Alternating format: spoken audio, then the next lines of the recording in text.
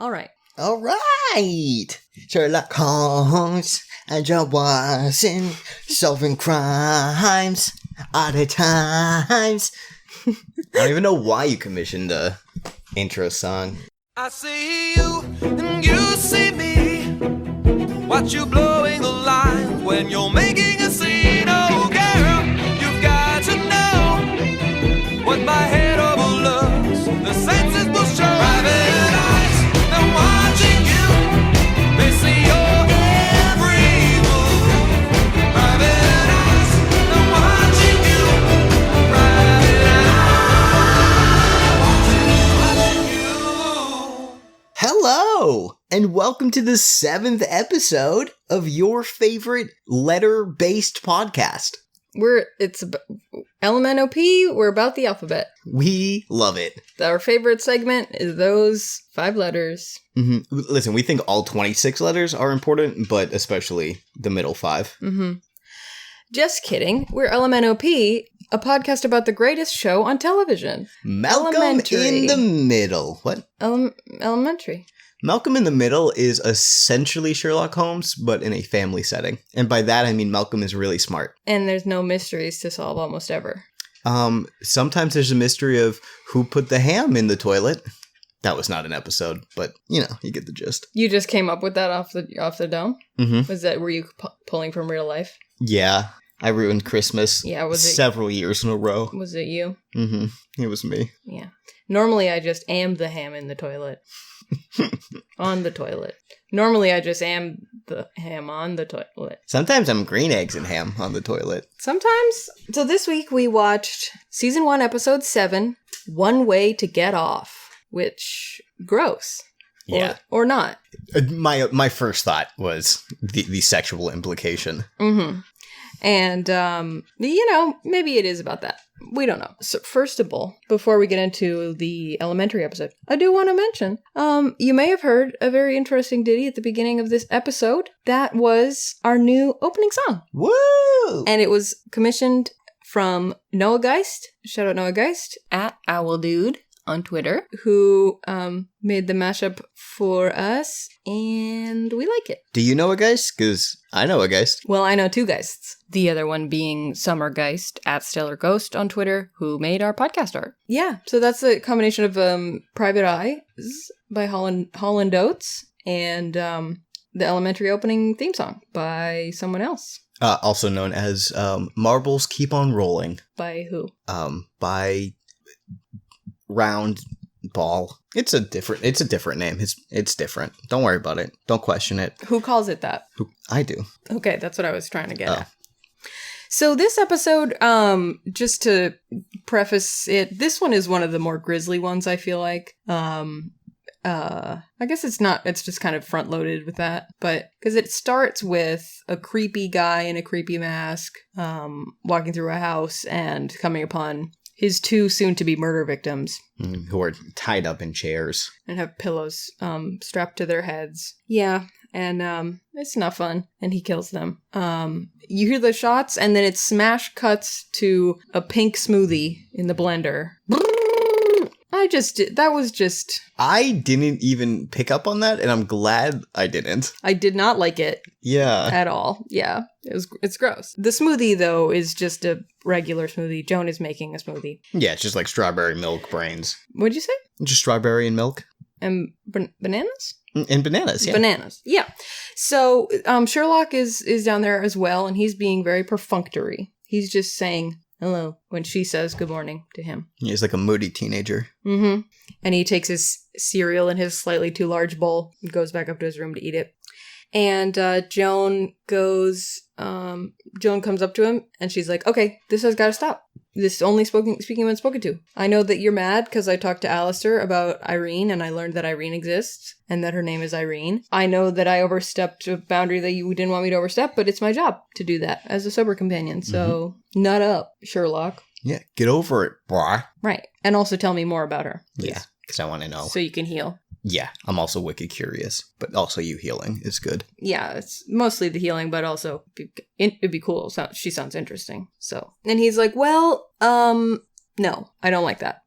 And then he gets a text And we, the audience, see that it's from Gregson saying there's been a double homicide. And, but Joan doesn't know that. So Sherlock says to Joan, he's like, you know, you're so right. And I am going to be more open with you. And, I respect your process. And let's have a toast. But I don't have my coffee. So let me just go to the kitchen and get my coffee. And he gets up and walks out the front door. Walks out the front door and you hear it slam. He goes out for a pack of cigarettes. He goes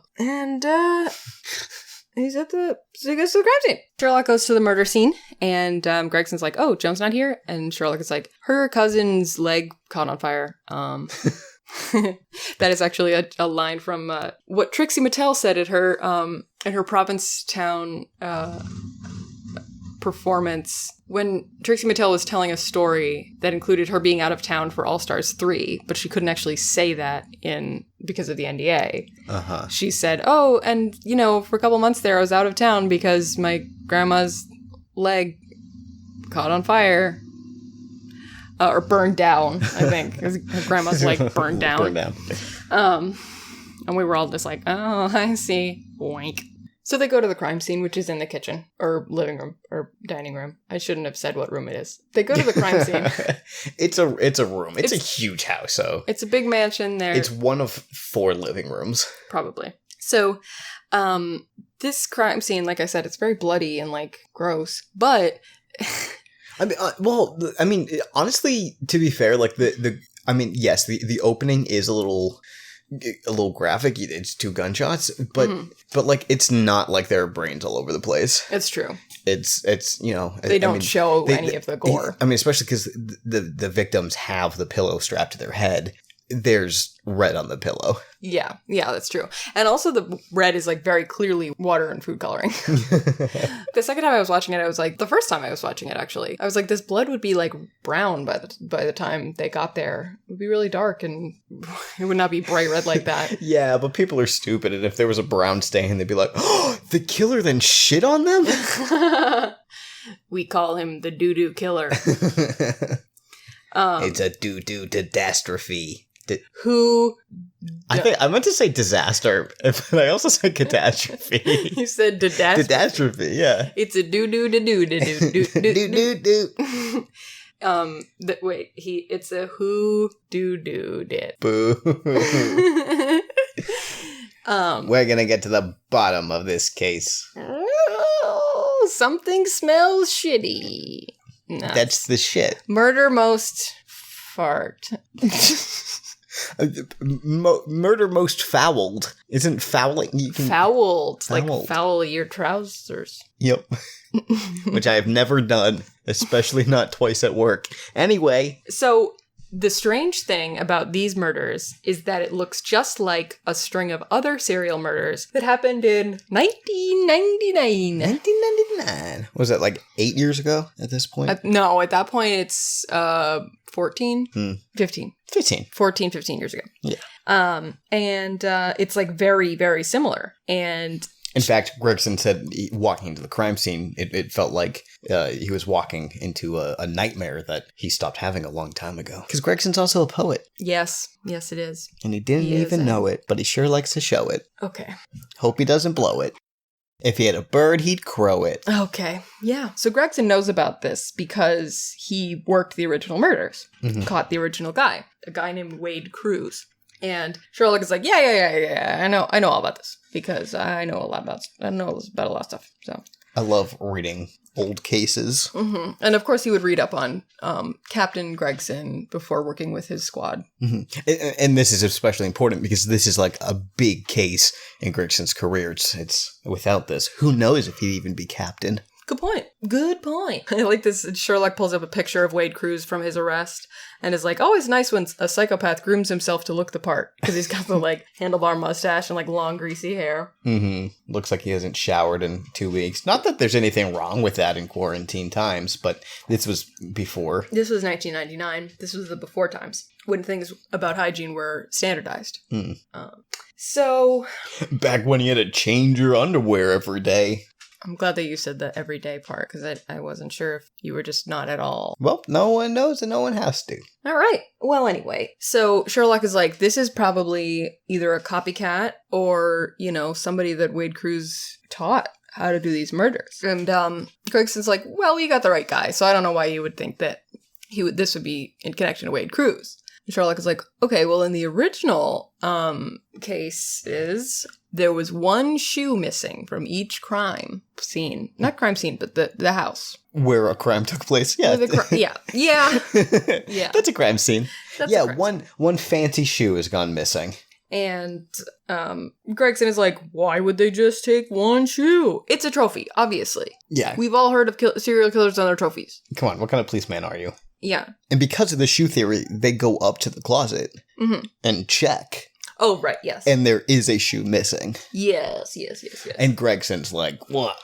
Well, actually, I don't know if this part comes later.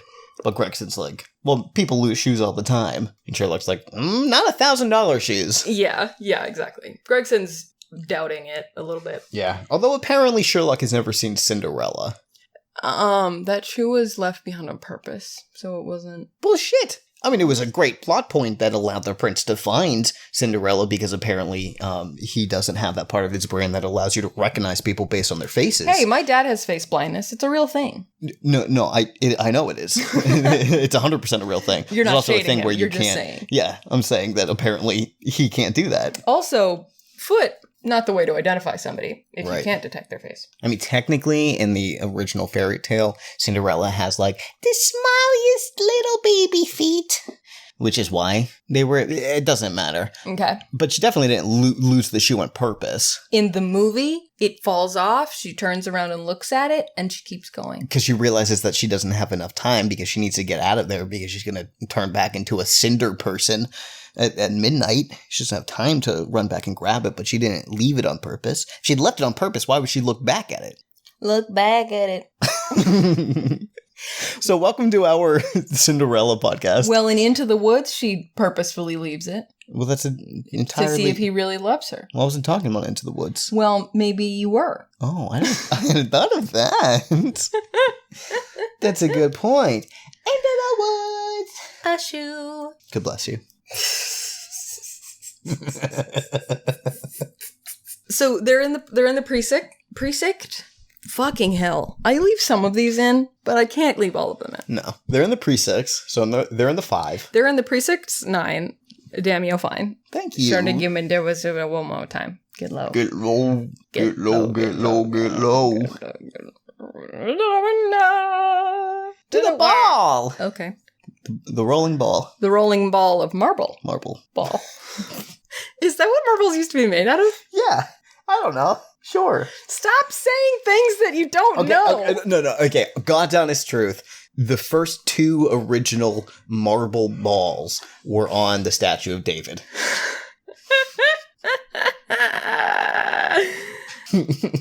So they're at the precinct, and Captain Gregson is briefing their special task force for this, heinous crime.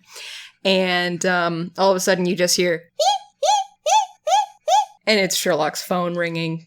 And it's Joan calling him. And he turns it off, and then he gets a text from her that says, answer your phone, period. Now, he must have changed it recently after she asked too many personal questions. Oh, yeah? You think he was like, I hate you now. Yeah. I wonder if, once she's nice to him again, and he, warms up to her, he's like, I'll set this to... You've got a friend in me. And she sets her ringtone for when he's calling to The Clash, London calling. Because he's British. He's British. He's what? He's British. I had no idea. Uh-huh, yeah. Anyway, so Sherlock is just continuing to ignore Joan. And he goes to Gregson and he's like, all right, so you and I got to talk to Wade Cruz. And Gregson's like, no. We actually don't, and we're not going to, because it's not a lead yet. So, no. I don't wanna. You can make me. And I'm just, look at me. I am the captain now. And always. And old. So, and he's like, he would say that he was partnered with the Taliban. He would say he was partnered with anybody. So, to try to get a reduced sentence. It's not going to be helpful. So we don't need to talk to him. We'll get nothing out of him. Yeah. So they got to go, Sherlock has got to look for more Blue's Clues. And he gets another call from Joan, and he finally picks up, and he's like, look, I understand your diligence, but the spot. And Joan is like, oh, interesting that the reception is bad where you are, because it's great where I am, and I'm 10 feet away from you. And he turns around, and there she is. There she is! And he's like, okay, well, hello, you're here. Let me tell you how this is gonna work. I don't like you anymore. We're not friends. And I will follow the letter of our arrangement, and no more, no less. I'll give you any bodily fluids you want, but I'm not going to give you info about my personal life. And he's going on and on about this, and she's like, that's not how, and he goes, I'm not done. She goes, oh, you're not done. And then he keeps going about how his personal life is his own business. I just really like this moment because it's Joan pushing back on Sherlock of like not just being like, oh, sorry. Like if she had just tried to interrupt and then had been silenced by him, I feel like it has a different feeling when she's like, oh, he's not done. Yeah, talking back and getting sassy with him. Yeah, because he's getting sassy with her. And So she's like, okay, I'll check in with you every 2 hours. Goodbye. And she turns 360 degrees and walks away. Yeah, the whole episode, she's just like, fine. I'm going to go somewhere else. I'm not going to sulk about this. In fact, I'm going to go do my own detecting shit. I'm going to deduce you. Dang. The deducer becomes the deduced. Damn. So Bell goes to the captain and Sherlock, and he's like, I found this IP address of a guy who used to work for the family that got killed, and he sent threatening emails because he got fired by them. And Captain Gregson is like, see, that's a lead. Bell gets a sticker, and you don't. He's the special boy. You're on my nerves, Sherlock. Yeah. So they go to the guy, and he seems like a real loser. And he's like, I live alone. My alibi is that I was watching TV. And Sherlock is like, And he kind of walks away. And Captain is like, what are you thinking? And Sherlock's like, he's looked at the floor 3 times since he started talking. And that is not a nice rug. No. So he's not just checking out. He's not just admiring his new carpeting. And he's like, he must be looking at the basement, which, what? Brains are weird the way they're like, you just kind of look in the direction of the thing that you're worried about, even when it's not visible. Yeah. Or, Yeah. When he like not the door of the basement. I was going to say, you'd think he'd be looking at the door. Nope. But I guess if you know there's something underneath you. Yeah. Yeah, you're like, can I hear it from here? Yeah. Yeah. So Sherlock is like, hey guy, hey creepy weirdo, can I use your lavatory? And the guy's like, I'm American, I don't know what you mean. Speak English. And the captain is like, bathroom. And the guy's like, oh, it's upstairs. Sherlock's like, you said stairs? Great. And he goes to the stairs, and he goes downstairs into the basement. Because he can't be told what to do. And the reason he's just investigating the basement now and not getting a warrant is because he thinks that the guy might, like, do something. If they leave to get a warrant and come back, he'll, like... get rid of the evidence. He'll shred the, embezzlement papers or burn all of the pot plants he has down there or eat the gummy bears that he stole. Just burning the pot plants that you have in your basement is not a good way to get rid of the evidence. It's just a great way to hotbox your basement. That's true. When like Reefer Madness, like policing started going into effect, that was how they would originally get rid of the evidence, is by burning it in big piles. Or like not get rid of the evidence, but like destroy the weed. It would be to burn it in big piles. It was like the novice rookie that had just gotten over his party days. He was just like, man, we should burn it up. Burn it down. Yeah. Just make a big pile and stand around it as we burn it. But it smells good. I want to smell it. I want to sniff it. It's like a campfire. Yeah. I want to make s'mores over a pot of fire. You want to waste pot, is what you're saying? No. So Sherlock is in the basement, and there's like a metal cabinet, and it's in front of a door. He discovers it's in front of a door, and he hears some like sounds from in there, and he's like, identify yourself, and just hears like scared sounds. And he's like, holy shit! And he starts moving the cabinet. And there's a woman in there. He gets, the captain and Belle come downstairs, and the guy as well. And Sherlock has broken open the door, or Sherlock breaks open the door, and there's a scared woman like chained up to the wall. And he's like, in Ukrainian or Russian or something. Yeah, it says speaking Russian in the subtitles. But I could have figured out what he was saying. Yeah, he says "muy policia." Yeah, policia. Yeah, and gives her a hug because she's freaking out. I just like Gregson like shows his badge to show that they're police, and then he like turns around and looks at Belle. He's like, arrest him! Oh yeah, yeah. He's like, you get him out of here. At first I was like, why wouldn't Belle have just done that on his own? But I realized the angle that Belle was at, you probably wouldn't be able to see into the room. He's like reading the Miranda rights, and he's like, you're under arrest for whatever is in there. Belle's like, oh shit, it is illegal to have a basement. That's why I filled mine with concrete.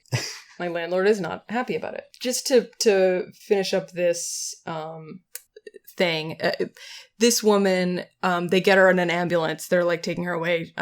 She's got a shock blanket over on her and stuff, and it turns out she came to the U.S. to be a sex worker and was sold as a slave basically to this guy. And it's horrific, but she's his alibi. Yeah, last night during the murders they were together. I mean, if you would call it together. There were two people in a room together. Yeah. That's all I mean. Yeah. They were with each other. Yeah, it just sounds like she's like, "Oh yeah, we were hanging out together." It's like, no. He forces himself in that room every time. Yeah. Oh, 100%. Yeah. We're not. No. I'm just saying. That's where he was. That's where he was. Yeah. So he couldn't have been out murdering people. Right. He was doing a different terrible crime. So now we go to Joan. And Joan is at Hemdale, the rehab facility that Sherlock went to. That he dried out in, as they say. And she's talking to the therapist that he went to. And she's like, you saw him like 2 hours a week while he was here. So, he was here for 6 months. Did you learn about a woman named Irene? And the guy's like, I didn't learn about a woman, a man, a camera, or a TV.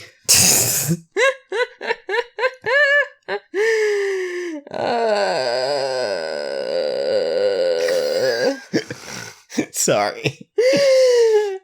Yeah, but the therapist does say, he kind of, I was like faked out by him for a second because he's like, I didn't hear about any woman or any man or any, and I was like, oh shit. And the guy says, or any names or dates. And I was like, oh fuck, okay, fine. No acknowledgement of people who aren't men or women, fine. I don't care. Ask me if I care, I don't care. But so he's like, yeah, in the 6 months he was here, he didn't tell me anything significant about his life. What do you think he talked about in the sessions? He was like, man, I really I don't miss heroin, but it felt good to use it, and I'm not going to do it anymore. Yeah, I don't know. I mean, he could obviously talk about absolutely anything for hours on end. He could talk about the migratory patterns of monarch butterflies if he wanted to, but... It's true. Man, 2 hours a day for 6 months? He could definitely come up with stuff. But I bet the therapist was like, tell me about your parents. And then Sherlock is like, they are humans. I mean, I find it hard to believe that he got nothing. I don't know. I do feel like Sherlock would take any opportunity he can to trash talk his dad. But I also feel like he would also... he could have talked about it in a vague way. Yeah, but I also feel like Sherlock would absolutely take pride in just like derailing every single conversation. Yeah, that's true. Which is funny because like Hemdale did work. Like he went there and he doesn't do drugs anymore. But I wonder if it's just that he had to be kind of locked up somewhere like a werewolf for 6 months. Yeah. before he was able to be back on the streets, as they say. Who says that? Everybody. Everybody's saying that. So now Sherlock and Bell and Gregson are talking about the murder again. And Sherlock is like, I don't think the original murder weapon was discarded. I think it's still out there, and it's been used for these murders. Gregson's like, Wade told me he threw it into a lake. Mm-hmm. Sherlock's like, Wade killed people. He might also lie. yeah. He is not on the honor code. And he's like, okay, I'm going to look at these bullets. The bullets from the old case and the bullets from the new case. And Bell's like, with your eyes? And Sherlock's like, yeah. Human eyes are precision instruments. Someone should tell my eyes that. So the eye is a precise weapon if you have contacts in. Instrument. The eye is a precise instrument if you have contacts in. Also, human eyes are only precise compared to, like, deer and dogs and... certain cameras. Yeah. But, like, compared to, like, honeybees or mantis shrimp. Uh-huh. Crap. How shrimp interesting. Shrimply amazing. Is the flavor text for mantis shrimp. Do mantis shrimp see in UV light as well? I believe so. I believe they're the ones that have like 16 cones in their eyes, whereas we have 3. We gotta step up our cone game. That's what I've been saying. Get this man some cones. All we got waffle cones and sugar cones and chocolate dip cones, and that's it. It's like Ben Wyatt said on Parks and Rec. It's all about the cones. All about the cones. So next up in the station... there's Gregson's old partner is introduced. And did you recognize this actress? Nope. She plays, like, this age bracket of cop a lot, I feel like. Like, I feel like this isn't the first time she's played, like, a dubiously moral... former cop. Oh, not former cop, because I think she's still in the force, but she's, like, in her 40s? 30s? 40s? 40s. 40s. And in her 40s. Late 40s. Yeah, in her 40s. And, she's like, oh, Gregson, I didn't know that you called me here. And Gregson's like, that's because I didn't. And Sherlock is like, I did. And because he wants to ask her some questions about the original case. And Gregson's like, stop questioning my original case. I'm a good cop. I'm a good cop. I figured it out the first time. So now Bell is debriefing some more people. And giving them new briefs to wear. Mm-hmm. And one guy's like, I want my boxers. Yeah. You should have breathing. And he says, we have 2 options. Either he always had an accomplice, Wade Cruz, or now he has an accomplice that he has groomed to follow him. And Sherlock is like, well, technically, there are more options. It could be a trained monkey who has read about the article in the news. It could be it could be a supreme coincidence. It could be that we all dreamed the first one. Ooh. The original murders. Nightmare to them. A society-wide nightmare. Very Jungian. Well, it actually does make sense if you think about it, because the people behind the simulation wouldn't want to have to come up with a bunch of different dreams for everybody. Well, they could use a randomizer. The algorithm would still be not random. Yeah. Why are you talking about the simulation like it's normal? Oh, sorry, I forgot. We're not supposed to talk about it. I don't know about it. Is that better? What simulation? Yeah. I love my alien overlords. No, but really, what simulation? What alien overlords? My man.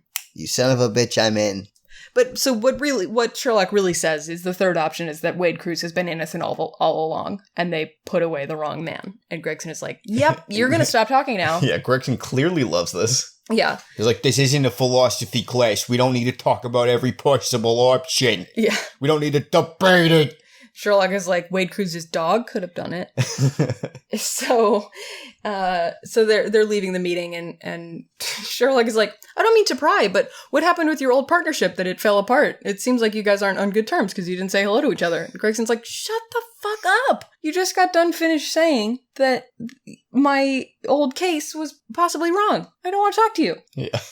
We're not friends right now, buddy. Yeah. So Gregson is like, fuck off. So we cut to Joan, And Joan is still at Hemdale, and she's talking to the group therapist now, who's like, yeah, in group therapy, he was also annoying. She's like, Sherlock was the absolute best client I've ever had. The absolute best at being the worst. Right. Yeah. She's like, you want to learn something about him? He sucks. There's some info about him. And then Joan spots a gardener in the background of the shot who is spraying a tree that's got a bee's nest in it, and he's spraying some calm bee juice. Well, yeah, and she doesn't know that, but he's spraying it with something, and it's not an aerosol can. Right. It's not a bottle of Be Gone. Be gone. Yeah, it's she goes up to him and she's like, that's beekeeping equipment. I know somebody who likes beekeeping. And he's like, Sherlock. You're talking about Sherlock. And so, of course, Sherlock befriends somebody who works at Hemdale who isn't there to actually help him with his rehab at all. Yeah, I kind of like this about Sherlock, that he becomes friends with just people not based on what they wear or like what their job is or anything like that. It's literally just people he finds interesting. Yeah. For one reason or another. Yeah. The gardener says, he said I was the only person in this place without an agenda. I guess that means he liked me. Which, if you think about it, he did have an agenda. It was to keep the grounds. Yes, the groundskeeper's agenda was to keep the ground, and the therapist's agenda was to therapize. Yeah. He's like, they're all trying to get me to change. Oh, these bastards are trying to help me. Help me, they're only here for me and improving my life. Jerk. Yeah, man. Yeah, it's about you. So now Sherlock and Gregson go to the jail because there's finally an official connection between the original Wade Cruz murders and the current ones. So they're talking to Wade Cruz in his jail cell. Mm-hmm. And he's fixed himself up a little bit. Mm-hmm. Cut his hair, shaved his beard. Got creepy little round glasses. They look creepy on him. Yeah. Yeah, he does not look like somebody I want to meet in a dark alley. Or in a lit up alley, honestly. Or in just anywhere. Yeah. I don't want to meet this guy. He's got bad vibes. Mm-hmm.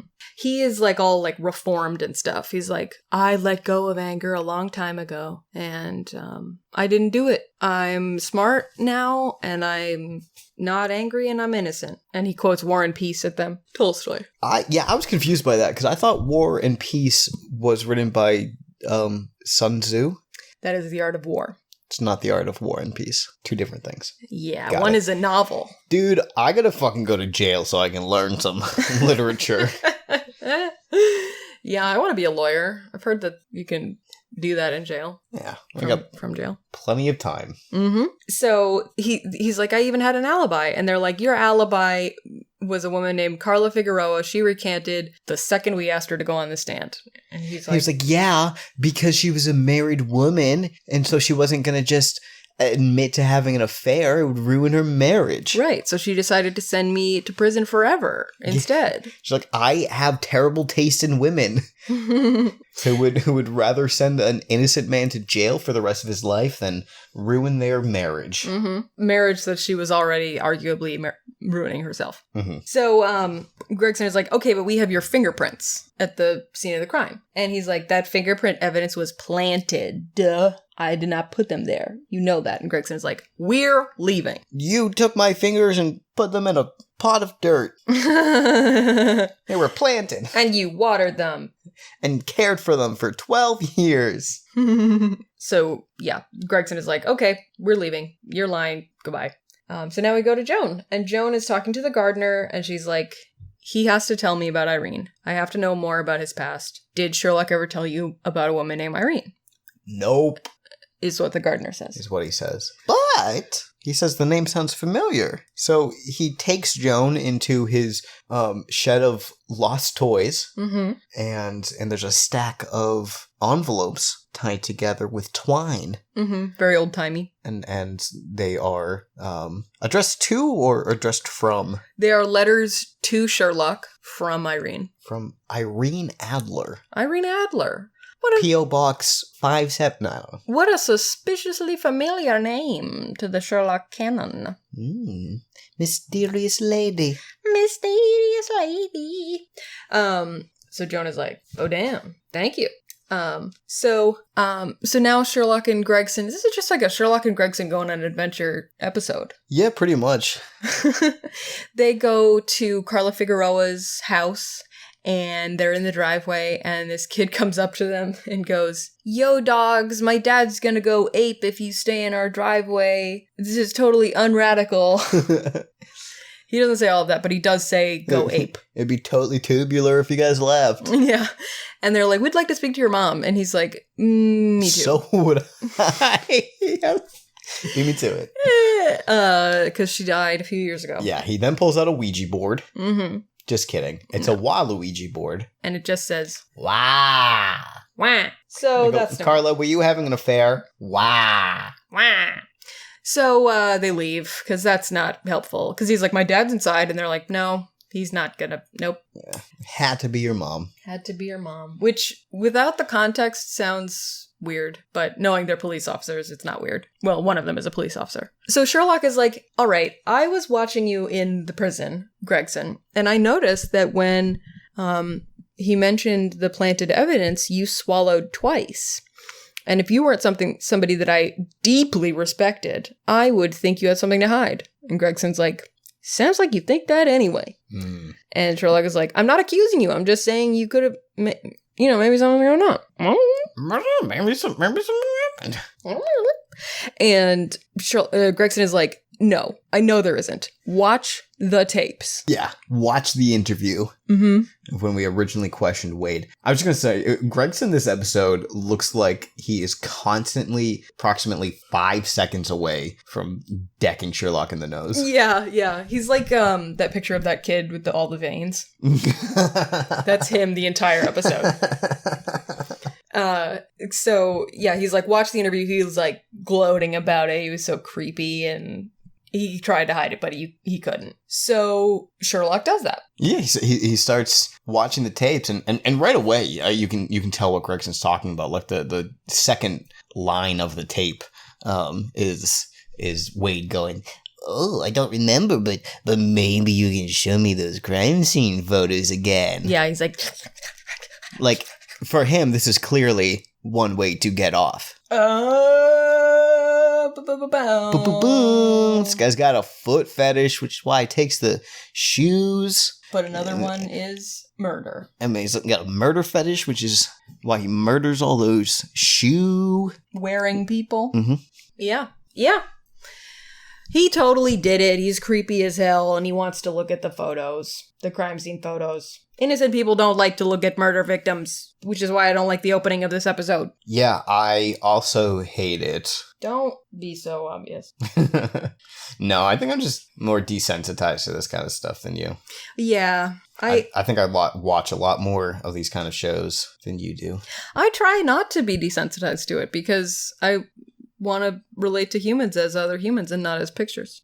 Yeah, for me personally, I have no difficulty compartmentalizing the TV from reality. Do you want to try that again? No, because I don't think I can say that word in one foul swoop. One foul swoop? One foul swoop. On the swoop of a crow. Listen here, mister. I'm gonna get a whole flock of crows in here in a second. There's gonna be a murder. A whole, yeah. Get it? Yeah. In one foul swoop would be the swoop of a chicken flying through. When baseball players hit the ball and it goes foul, their swing is called a foul swoop. I don't think that's right, but I don't know enough about sports to dispute it. Well, I've never lied, so... Yeah, dude, I watched CSI New York and CSI Miami as a child. I mean, what do you mean a child? Like, I remember watching it, like, when I was in school, like, with my mom. Like, when's the last time I actually watched a show with The Rookie with Nathan Fillion. But besides that, when did I actually, like, watch TV with my mom? Like, probably, like, early middle school. Yeah, when I was in early middle school, I was watching Jackie Chan Adventures and Pokemon. Yeah, well, I can do both. Not a lot of bloodshed in those shows. Can you imagine bloody Pokemon? Ugh, yes, and I don't like it. Yeah. Remember in Detective Pikachu movie, the battle scene in the Charizard that's got all those battle scars? Yeah. That was cool. It's dope. That movie's good. Remember Mr. Mime? Yeah. I do. And his shoulder pads look like dodgeballs. Oh, that movie's so good. It's good. But murder's bad. Murder is bad. So Sherlock is, he's in the brownstone watching these videos, and Joan comes home and he says, "Oh, wow, you've been on your own side plot today. I haven't seen you. I left some urine in your room," because he's a cat. Yeah. And Joan is like, "Gee, I hope it's in a cup." Knowing Sherlock, it's probably like in a bowl. Like, he's like, I'm not going to just piss on the floor, but I'm not going to make this easy for you. Also, he's really bad about doing his dishes. So maybe he didn't have a clean cup. Or I don't think he would just take a dirty cup. And Jen would be like, well, you tested negative for drugs, but positive for orange juice. You have way too much vitamin C in your urine. Vitamin P. Vitamin P. The P stands for P. So, Gerlach. Gerlach Wones. Gerlach is... Compartmentalize. I did it. Sherlock is watching the tape, and he sees Gregson hand the bad guy, Wade Cruz, whose name I forgot, a mug of coffee. And he's like, uh-oh. And then he looks in the evidence, and it's the same kind of mug. A black mug with a white rim. A white rim. So he goes up to Joan, and he's like, "We have to put our differences aside. You have to help me with this case." And she's like, "If this is a prank, I don't like those." And he's like, "No, it's real. I need your help. You're good at moral stuff. There's a moral component, which is your strong suit." Yeah. I just love that. He's like, "You're good at human stuff." I need your help because I need to deal with people. Yeah. So Joan watches it as well, and Sherlock explains what we just explained to Joan. And so they go to the precinct. I don't know if this is the next day or what.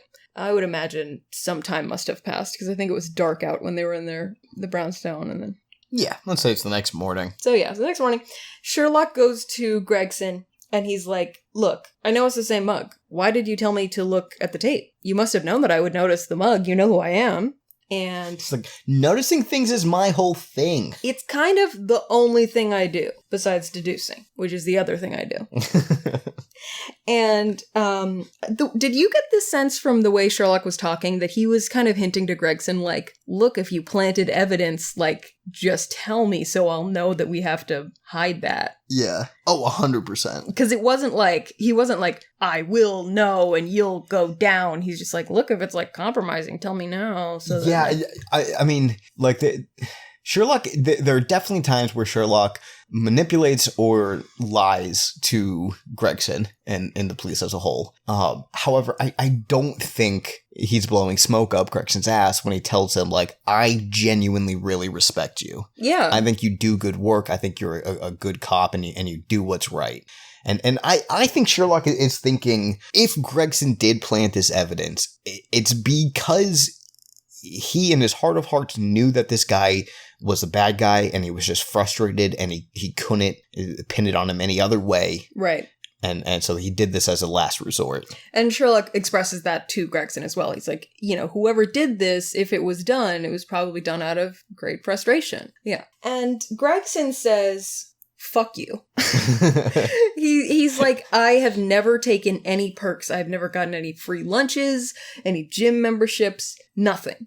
Get the fuck out of this room that we're both in." Yeah, I've never, even in the minorest of ways, abused my position. And he just opens the door and just looks at Sherlock until he leaves. Yeah, and it's funny because it has that air of like, "Get out of my office," but they're not in his office. No, they're in a side conference room. Yeah. He's just like, get out of my sight. You leave, and then I'll leave also. So they're back at the brownstone. Sherlock goes back to the brownstone. Joan is like, how'd it go? And Sherlock's like, he knows that we know now it's time to solve the murder. And Joan gives Sherlock the Hemdale letters from Irene. She's like, I got these. You can have them. Thought you might want them. And Sherlock is like, oh, did you love reading them? Did you learn so much about... Did you find out everything you want to know? Ugh. And she's like, no, because I didn't read them. It's like, I wanted to. I was definitely tempted to, but I don't want to learn it like this. Yeah. I want to learn about you from you. And it's also like, she doesn't just want to learn about him. She wants him to open up and confront his own feelings. Yeah. And like going behind his back doesn't do that. And she even says like, she goes to say when you want to talk, but she says when ... if you want to talk about it, I'm here. Mm-hmm. But I'm not going to ask you anything else about it. And Sherlock is like, oh my god, thank you. And he takes the letters and he puts them in the blender and he just like, and she's like, what are you doing? And he's like, you said no more questions. Bye. What a dick. I know. Also, although really, I'm just calling him a dick because there was plenty of smoothie left in that blender. Yeah, which is it was from the morning, assumingly? No, I think she had a glass. Oh. I think this is the next morning. I think this is just her breakfast. Her daily smoothie. Yeah. She has a smoothie and she goes for a run. And she used to be a doctor. This is also how you make paper, by the way. Is you put paper in a blender and you blend it. Mm-hmm. And then you smush it into paper shape. Yep. And then you leave it out in the sun for 12 to 16 hours. Mm-hmm. Till it bakes. Mm-hmm. And then you get a cheese slicer. And that's how paper's so thin. Yes. And that's why cheese tastes like that. So Joan is like, all right, fine, whatever. Let's talk about the murder. Like, what are you working on that? And Sherlock says, yeah, there was an original suspect, Nardan, who was arrested around the same time that the murders stopped and got out about 3 weeks ago, right when the murders started back up. Seems like he could be our dude. Mm-hmm. So, he's like, but this guy is Chechenian? Mm-hmm. Is that it? And he loves soccer. He is like, Joan is like, wow, those prison tats, like, are those gang tattoos that he has on his neck? And Sherlock is like, no, they're soccer player numbers of his favorite soccer players. Yeah, because also the guy got out of jail, but then stopped communicating with his parole officer, so nobody knows where he is. Right. So they need to find him. Yeah. And so, yeah, he apparently really loves Chechen football. Mm-hmm. And there's only one place that plays it, or there's only 3 places that play it. Mm-hmm. But all in the same block. Mm-hmm. It's in Little Soccer Chechnia. And it's all right next to this motel that's like, we accept cash for daily, weekly, or monthly rentals. Hourly. Weekly or monthly. Hourly? Yeah. Yeah, I need a room for approximately 37 minutes. Did you say you'll charge me for the closest hour or for the next hour? Because I only need it for 3 minutes, so would that be free? So Sherlock calls up this motel to pretending to be a delivery person. And what does the voice sound like that he does for this call? I'm an American. Yeah, I got a delivery. I got a delivery, and I got a name, and I just need to know what room they're staying in. Mm-hmm. And which... Because British people can't be delivery boys? I mean, it sticks out more. Yeah. If I don't know, if something goes wrong and then they're like, it's funny, I did get a call from somebody with a British accent asking about what room he's in. Although they would be like, I got a call from Harry Potter. Yeah, Prince Charles called my office. There are only 3 British people. So they got that. They got the number and they're going to go to the motel. So the captain meets up with his old partner, D'Amico, and... Just on some, random street. Yep. She's like, we couldn't talk about this at the precinct. And he's like, no. Not this. This is a suspicious conversation.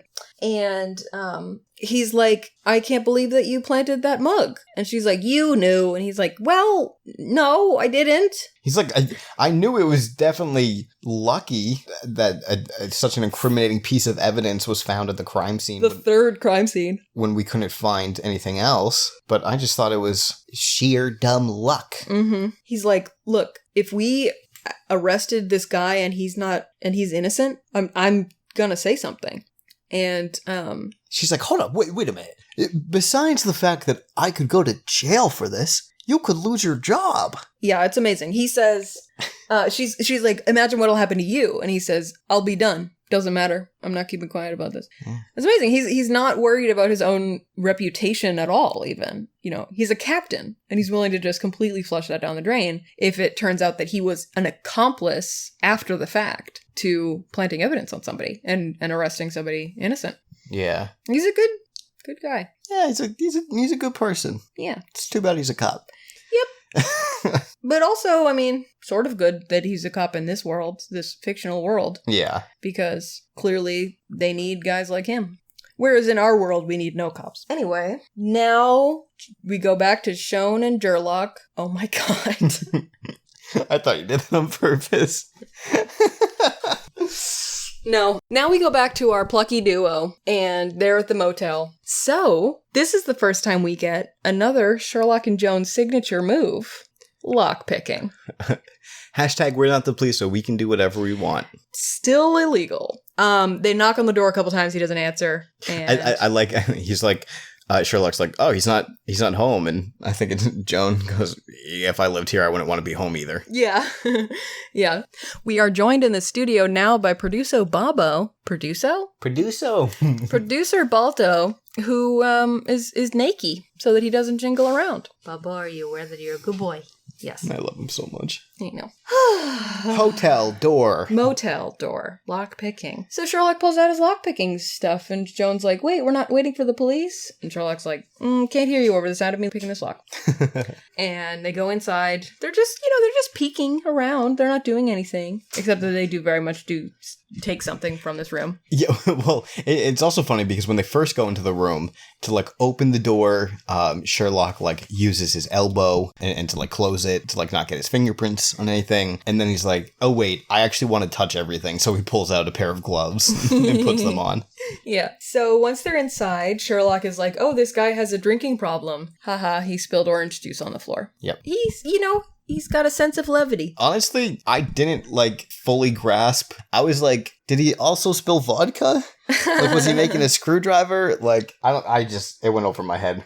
They go into the corner of the room, and there's a carpet that's like kind of peeled back. So they peel back the carpet, and they lift up a floorboard underneath there. And what's underneath? A goon. A what? A gun. A gun. A gun used by a goon. A goon gun. And it looks just like the gun that we saw at the beginning of the episode. Oh, yeah. We did see that. Yeah. I still can't tell if it's like an older style gun or if it was a gun with a silencer on it. Yeah. Because it had a nose longer than Scottie Pippen's, which is a reference I don't get, but Lil Wayne says it in one of his songs. So as they are sneaking around this guy's stinky motel room, they get a call from Gregson. Well, Sherlock does. Joan doesn't get a call from him. And he says there's been another murder in the same, pattern. It's a triple homicide this time. So it was the couple, because I don't even know if we mentioned this at the beginning. The two victims at the beginning were a married couple. And then this next homicide is another married couple and a house guest that they're like, murderer must not have known that he was there. Yeah. And on the phone, Sherlock's like, oh, cool, great. I think I have your murder weapon. Yep. And then they're looking at the crime scene, and Sherlock says to Captain Gregson, oh, it's all right, Captain, I know this is difficult. Which I just thought was like a nice, he's just empathizing with Captain for the sake of empathizing with him. I like his human touches. That sounded wrong. So Gregson is like, we got a lot of evidence here. So there's, the bullet casings, which we can check if they're a match for the gun. And there's all these cigarette butts from across the street that the neighbor saw. So we'll just run that against Nardin's DNA, and we might have the guy. Mm-hmm. And then Sherlock is like, and he covers one of his eyes with his hand. And he's like making finger guns and like pointing them around. Yeah, he's doing a bunch of stuff. He's standing where the shooter stood after he killed the couple, and where he stood shooting the house guest as they tried to get away. And yeah, so Sherlock is like standing tall and like pointing his finger gun, and then he like squats down and like stands up quickly and then does it. And yeah, he's covering one eye. And while he's doing all of this, Gregson also like tries to like have a heart-to-heart with him, and he's basically like, hey, I want you to know, I do know that the mug was planted there, and I want you to know that I'm willing and ready to do whatever it takes to make all this right, you know. If we arrested the wrong guy. Right, if it is Norman, or whatever his name is, if it is Nardan, I will get Wade out of prison and deal with the consequences. And Sherlock's just like shushing him away. Yeah, I'm trying to be a pirate. Go away. And so like Greg's like, I'm trying to tell you something. I'm trying to tell you something really serious and important. And Sherlock's just like, yeah, but you might be jumping the gun here. Yeah, might be fine. So while they're at the crime scene, they go back to the motel, or Belle goes back to the motel and picks up Nardan and brings him into the station. So Sherlock comes down to the station and he's like, Nardan, think fast, and throws an orange at the guy's head and just boonk. And they're like, what the fuck?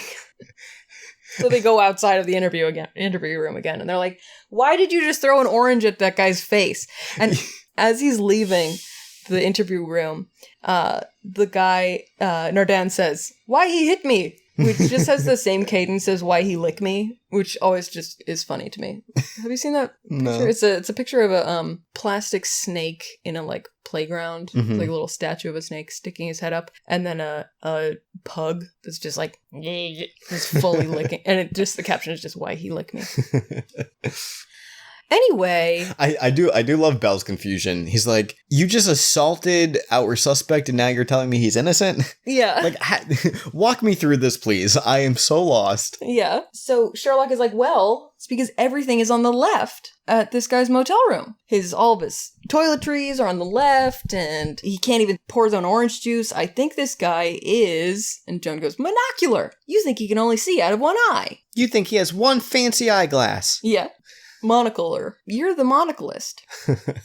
But the other thing that tipped him off was like, otherwise, maybe he's just clumsy and like stuff on the left side. But his ceiling had little marks from a racquetball, like you might use to throw up in the air and catch. Which when he said that, I was like, well, yeah, the guy's living in a shitty motel room. He's on the run from the cops.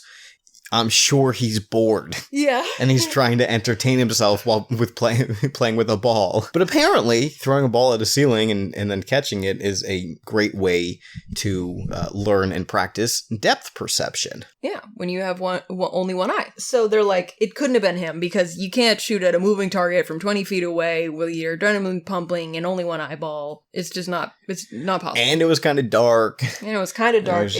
Exactly. And the cigarettes that they found across the street are probably planted because they're not smushed out the way that you would step on a cigarette if you were standing up on the sidewalk and smoking. They're like ground out. Yeah. Like you would in an ashtray. So somebody stole those from his motel room, and while they were in there, planted the gun to frame him. So Gregson's like, is there anybody you don't think is being framed? And he's like, well, Roger Rabbit. Clearly you've never seen the movie. No, that guy did it. That rabbit is guilty. You know how I know that? They found DNA evidence at the crime scene. They found a hair. Anyway, so Sherlock is like, look, I've never been saying that Cruz is innocent. I've just been saying he's connected. And now you have to admit that he's connected. Then there's an interview on TV with Cruz for one reason or another. And this is where I learned that his name is not spelled C-R-U-Z, like I thought it was. It's spelled C-R-E-W-E-S. Cruz. Cruz. You try it. I don't have any jokes for this. Cruz. Cruz. Cruz. Cruz. If I say it enough times, it'll sound like I'm saying Cruz. Mm-hmm. Cruz. Cruz. Are you hearing it yet? Can we finish this fucking podcast? No! Fine. And he quotes Oscar Wilde in his TV interview where he's like, yes, I'm an innocent man. It shall be what it shall be. or something. I don't know. Yeah, you clearly know Oscar Wilde quotes. Yeah. A good friend will stab you in the front. And Sherlock is like, wait a minute. That's it. He knows how to read. How does he know how to read? This guy was illiterate when he went to jail. And now not only is he literate, but he's smart literate. He's lotterate. and they're like, they've had trouble finding his accomplice because he has no cellmates that he's friends with. He's had no visitors at all his entire time he's in prison. But then Sherlock looks it up, and it turns out that he has he's signed up for a job at the prison library, which is what Sherlock calls it. Also, have you ever seen that thing that's like, she's broken because she believed, and then inside it's like he lied. He's okay because he lied. Yeah. Have you ever seen the things where they take the letters that aren't he's okay and he lied? That's what it reminded me of when he said library. All I could think of was Sprenspieve. I don't know why. So Sherlock is like, the library. That's how we found an accomplice. And they look up the library program in their prison, and it's actually one that the My Dad's Gonna Go Ape kid works at. Because he saw the kid's polo when he was like, you got a cowabunga out of my driveway. Yeah. It said Lifa. Lifa. Lifa, which is the name of the prison reading program, but also what my dad and every other Bostonian calls somebody in prison for the rest of their life. A Lifa. A Lifa. So... they're a Lifa for Rifa. So they go to talk to this kid, and Sherlock introduces himself, because the kid's like, oh, you're the guy from my driveway. And Sherlock is like, yes, I'm a consultant for the NYPD. And this is Mr. Bell, a frequent beneficiary of my consultations. Which is just the most minimizing way to explain who Bell is. Yeah. He's a fucking detective. He's not just the guy you tell your theories to. Isn't he? And this is Angus 2.0. So Sherlock is like, well, Sean, did you ever think about the fact that you have bright blue eyes, but your parents are both Mexican? Why is that? Maybe it's because your dad's really Wade Cruz. And Sean is like, I don't know what you're talking about. Which I don't know that anyone actually says when they don't know what somebody's talking about. Oh, yeah. Yeah. It was like, even if we didn't know that Sherlock is right because it's Sherlock, this kid's reaction, like, if someone was like, hey, your dad is not your dad, but actually a psychopathic killer. I want to be like, man, what? I don't even know him. Right. I would be like, what the fuck are you talking about? Right. Exactly. No one ever says, I don't know what you're talking about. Yeah. Especially not in that way. Yeah. I mean, it was as if as if this man walked into a store and was like, hey, you're wearing a blue shirt. And he looked down and he's like, it's red. Right. I don't know. I don't know why you're saying that. So, and then they're like, but okay, come on. Like, do you really think that your dad, like, okay, you did these murders for your dad, but you think he's going to be loyal to you? You think he's not going to sell you down the river as soon as he gets a deal to out his accomplice? So that gets the kid. And, they go to visit Wade Cruz with a briefcase. And they're like, look at this, Wade Cruz. And they open the briefcase. And he says, what are those? And it is a briefcase full of single, unmatched, expensive shoes. Shoes. From the ladies that got murdered. Yeah. So they got him. They figured out. The son told them where they could find that. And that's, they know he was the accomplice and they got him. Yeah. And Sherlock says to the captain, like, was that satisfying? And the captain is like, oh, fuck yeah, it was. So that's it. They got the guy. So now the case is solved. So now we're on to some... Friendship time. Reduced from 20 seconds down to approximately 3. Mm-hmm. Yes. Joan is like, okay, I'm going to go to bed. And Sherlock is staring into the fire, and he just pipes up. He says, she died. Joan says, Irene? And he says, we were quite close. I did not take her passing well. Good night. Good night. Good night. And that's the whole episode. That's it, but that's more opening up, especially about that part of his life, than he's ever done before. Yeah.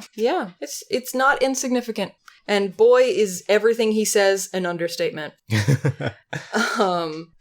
So that's our episode today. But we are on twitter.com/LMNOPcast, where you can submit questions about any upcoming episodes or any past episodes that you have enjoyed. We put out a tweet this week saying that this episode is about serial killers, so maybe ask us about something else. So we got a question this week from friend of the show, guest of the show, queen of our hearts, if I can speak for both of us. Well, queen of your heart, queen of my diamond. Queen of the spades. Queen of clubs.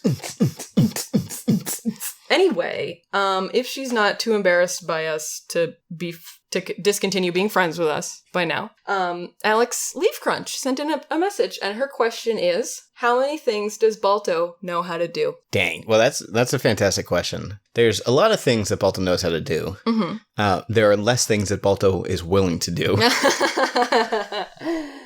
Like what? Well, there are, the dog things that he knows how to do, like any dog. He knows how to lick, he knows how to kiss, he knows how to sniff butts. And then there are the things that I have taught him, which is licking and kissing and sniffing butts. Okay. That sounds a bit redundant. Yeah. Well, here he comes now. Balto, what do you know how to do? He knows sit. He does know commands for kissing. In fact, he knows several commands for kissing. Give me a kiss.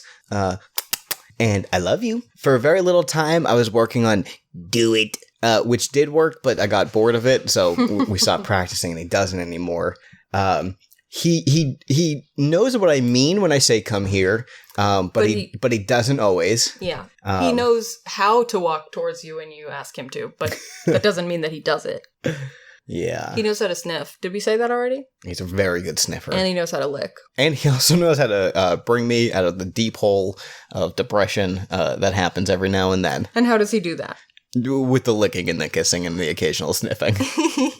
Well, that's all the questions we have this week. I think we gave a rather thorough answer. If you'd like to follow us on Twitter, we would love that. We also have a new Discord, which you can find by following the link on our Noise Space page, or we tweeted it out, and we'll make that our pinned tweet. How about that? Oh, wow. Pinned tweet. Yeah, just tack it on up there. We would love to converse with you about Balto and Joan and Sherlock. And Shone and Gerlock. Yeah. And Beductive Dell and Gregson. His name's just Gregson. And if you want to follow me on Twitter, I am at FlightCub. The second B stands for Buppy. And I'm the real Alec Fark. Also, I'm the real Alec Fark on Twitter. Hey, yeah. That's your Twitter handle. Yeah. And it's a true fact. It's true. To all of our wonderful listeners, thank you once again for tuning in. This marble will keep on rolling. Goodbye. Goodbye.